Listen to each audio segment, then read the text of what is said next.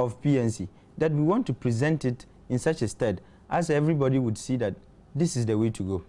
We've had a lot of good ideas that are benefiting this country. And I think the problem has always been, they've bought the messages all right, but the messenger has been the problem. So if we have a new messenger whose enthusiasm to make sure that he's bought it cannot be understated, then I think that his vision is a vision that should be seen as a collective vision. Because this is what the PNC stands for, giving Ghanaians an alternative. Because so that are very good ideas. To the point I was about to make next, that if the messenger who's been there for all this while really hasn't improved the fortunes of the PNC, do you see this new messenger that you have, as you put it, is he the messenger to change the PNC, to improve your fortunes in the elections? I think I'm privileged, considering my position as a policy analyst, to know certain things about the party and reasons that have accounted for our performance over the period.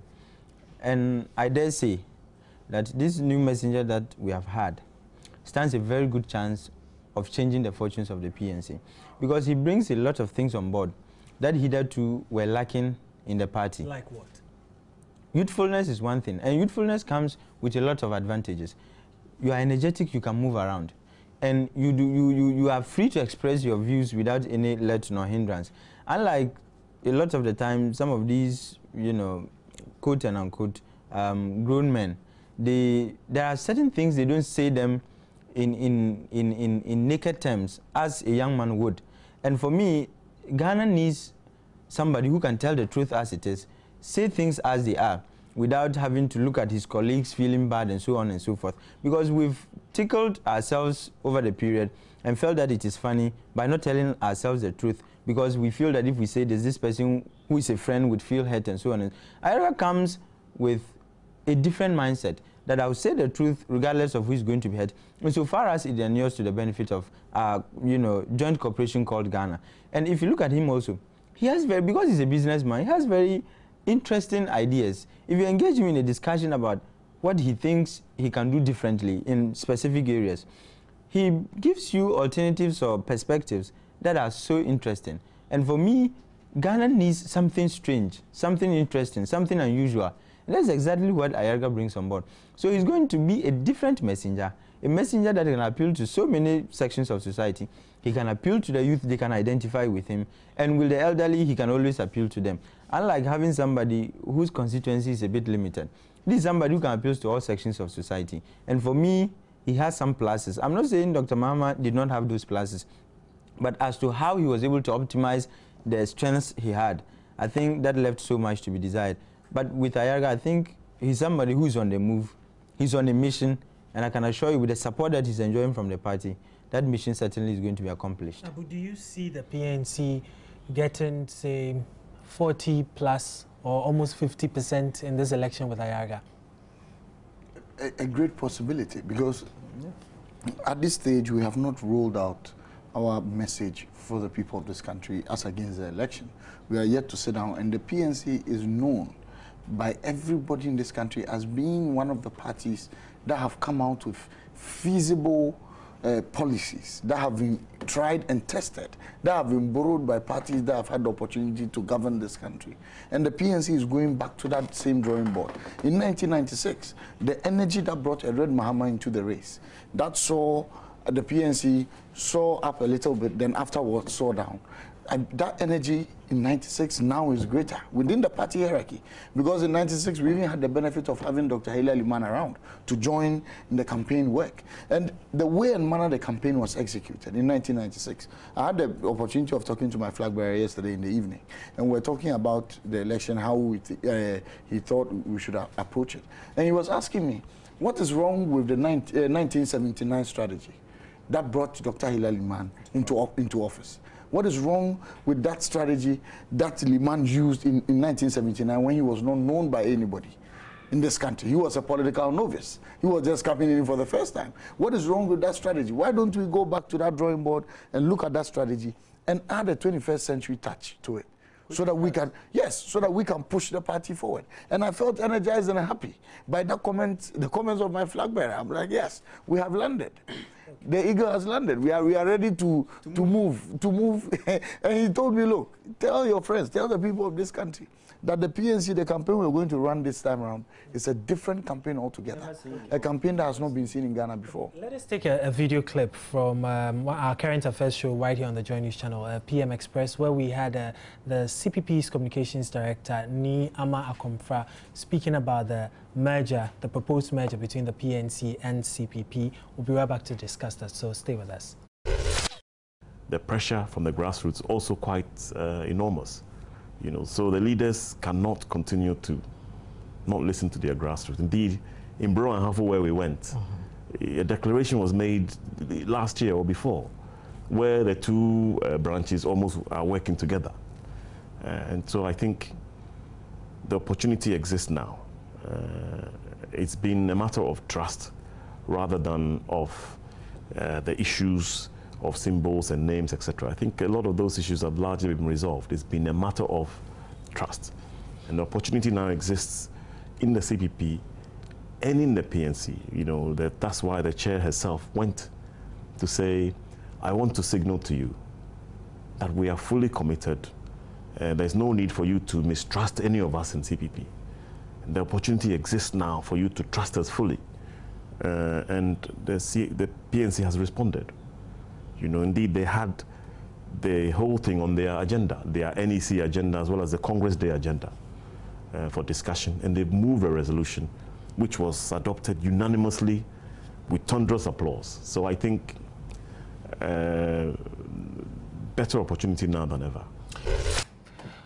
Okay, thank you for staying with us. Let me start with you, Atik.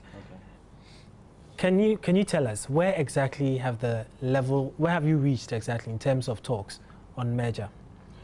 As far as I know, I don't think that there has been any point where the discussion has reached, except media rumors and you know, opinions being expressed about the utility of such an enterprise. But as to says you've actually on issues of say name and symbols and all that, you've gone past that. You've reached some agreement on those. It is untrue. It is untrue, and I say this without any shred of contradiction, because the last time we had our NEC meeting was before Congress. That was the last NEC meeting we had. The issue did come up, you know, for discussion. And some suggestions were made and so on. Some people even went as far as suggesting timelines. But that is all there is to it. We have not gone beyond that point. The new leadership is here to settle.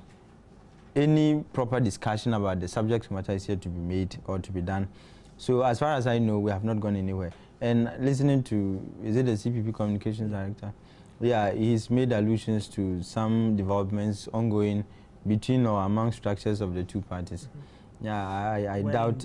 He says that they are working together. I do not think that is absolutely true, because there was some discussion by some people. That was as far back as 2 years or so, but it fell on rocks. It did not, because it couldn't generate the kind of excitement that it needed to generate to make any meaning.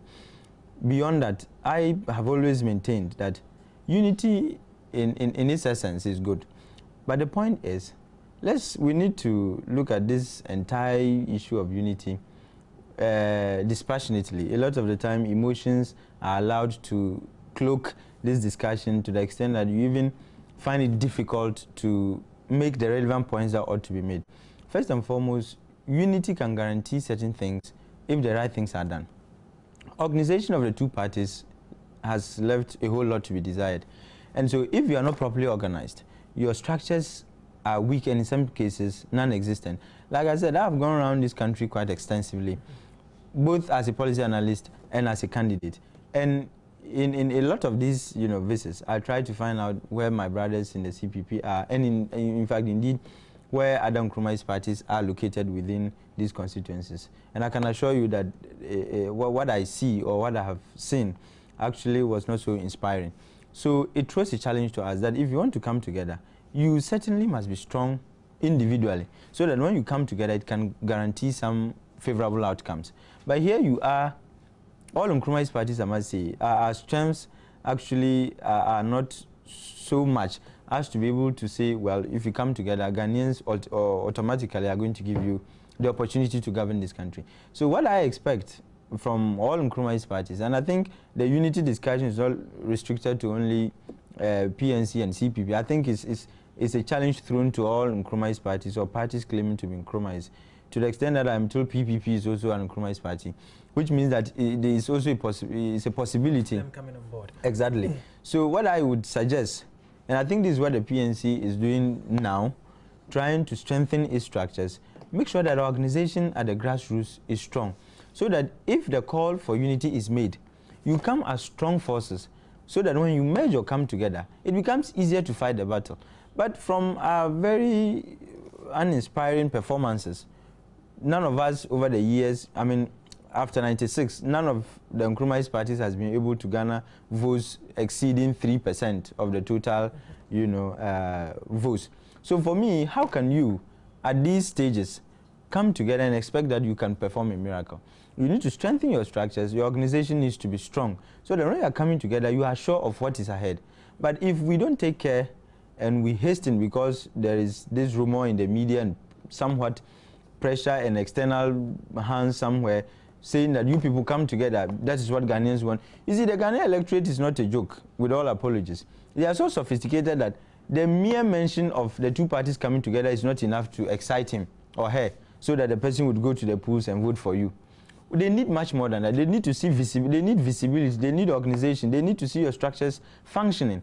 And that is what I think is the challenge for all parties that are under the umbrella of Nkrumahism. Okay. We need to do, otherwise you come together and that could be the prelude for our extinction, which for me would be dangerous. Okay, but Abu, the Congress passed a unity resolution, which was adopted.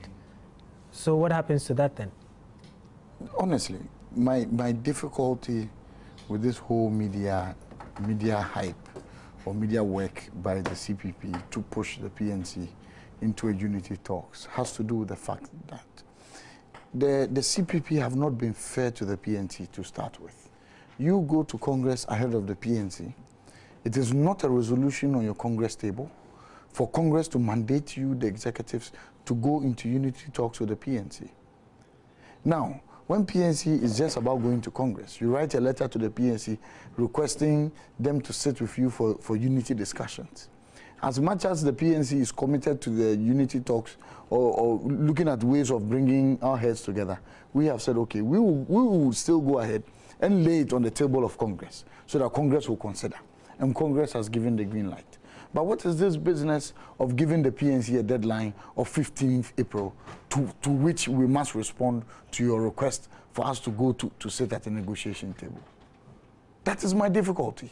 What is happening? Is it an issue of there is a problem within the CPP or there's a panic within the CPP, and for that matter, you are so desperate to get the PNC on board?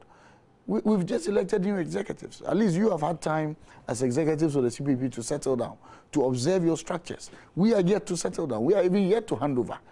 I'm yet to be handed over to. As the official, I'm now a youth organizer elect. That's why yes, until I'm handed over to. How do we work? Fully. Yes. And now national executives are even looking at going around the 10 regions to thank delegates, to re-motivate delegates of the party, to tell them it is ready to work. Let us come on board and work. At least we are here to draw our timetable. So the CPP, if they are really committed to the issues of unity, the PNC national executives have been mandated by Congress to sit and talk with them. We shall sit and talk with them, but they should back off for now. So they should, in fact, what Amma was telling us about agreements on names and logos and all that really doesn't hold. I'm here to cite any minutes of any meeting that has even gone to that extent. Okay. Because even our national chairman was on radio, on Joy FM, and was still talking about the issue of the symbol and logo and names and still being an issue towards the unity. So it is not the case. Okay. But just to add a point, you see, this is the problem that has always rocked this process. We are yet to meet, and people are already giving indications that we are far ahead of, we are far ahead in the discussions and so on, when indeed that is not the truth. It sends some doubts to your other, to your partners who are supposed to be on the same table with you to do the discussion, that before we even could say this, you had gone ahead to say, oh, the issue of logos and other things which were outstanding issues have been resolved and so on and so forth. It disables one party coming to the negotiation table. And for me, that is